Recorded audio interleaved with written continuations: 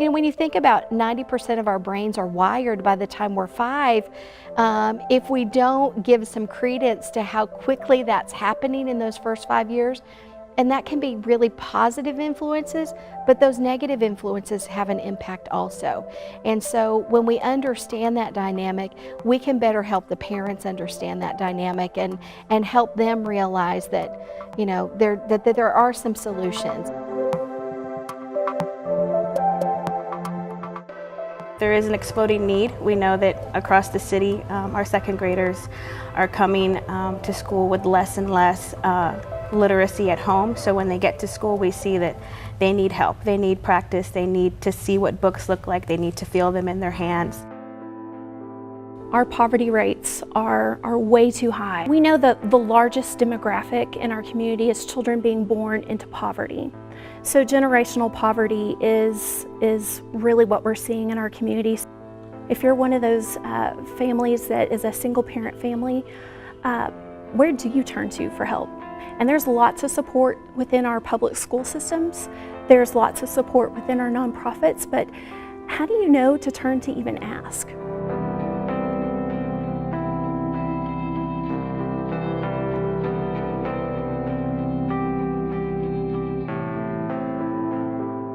It really comes down to equity. Children that are living in traditionally unsupported neighborhoods, the opportunity doesn't exist for them as another child someplace else in our city that's getting a chance to learn and grow right from day one.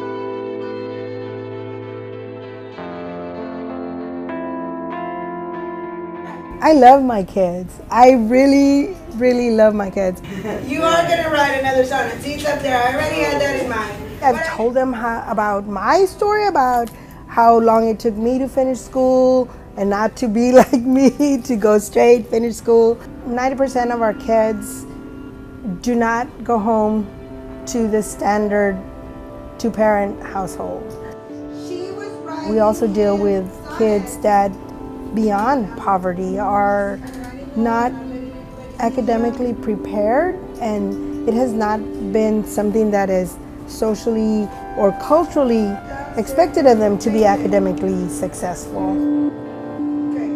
You have to find ways to work around the fact that they may have a parent that didn't come home, or that they have to work 40 hours to support their brothers or sisters, or that they have to get up in the morning and take their brother or their sister to school, and they are part of the parenting aspect of their home. Hi, friend. Thank you, friend. I appreciate you being in class today. Oh, my name is Harry Brooks. I'm a graduation coach. My biggest challenge that I face here is most of our students want to or have to go to work. They get a bit of an education and they feel that they are ready to go into the work world and start earning their honest dollar. One thing that I'm trying to help them to understand is it's not just getting to the 10th grade or to the 11th grade. It's completing that high school education and then seeing the opportunities, the doors that are going to open for you after you complete that high school education. Success for us is for people to understand we're not where we were 12 years ago. We have come a long way.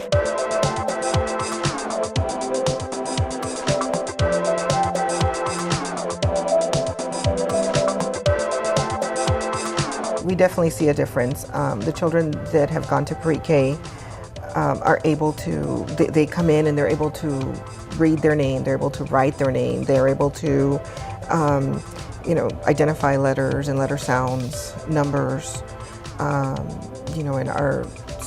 some of them are even reading already. Where, if we get children that don't go to pre-K, they're totally lost. We are looking strategically at kindergarten readiness, and one of the things that we were able to do early on to inform our work was an assessment called the Early Development Instrument, and so we have community level data about kindergarten readiness. San Antonio Youth Literacy is a small nonprofit here in San Antonio.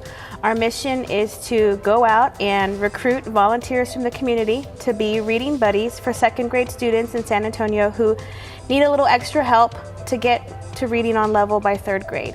We go out, we find volunteers from all over. We have corporate volunteers, college student volunteers, retired volunteers, anybody who can give us an hour a week.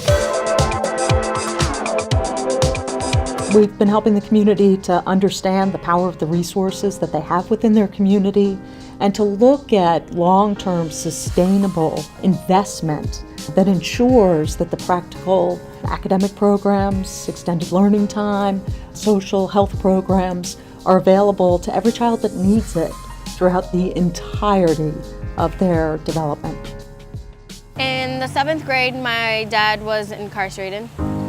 Then around the end of freshman year towards the beginning of sophomore year is when my mom got incarcerated as well.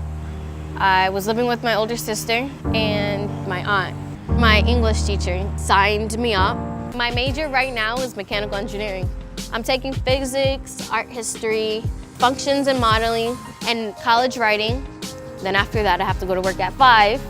Then after that, I gotta do all my homework. It's all gonna be worth it at the end of the day.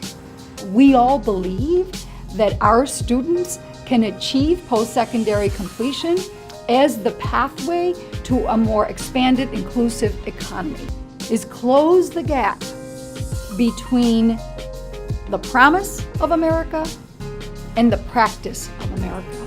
Because education is at the core of closing that gap.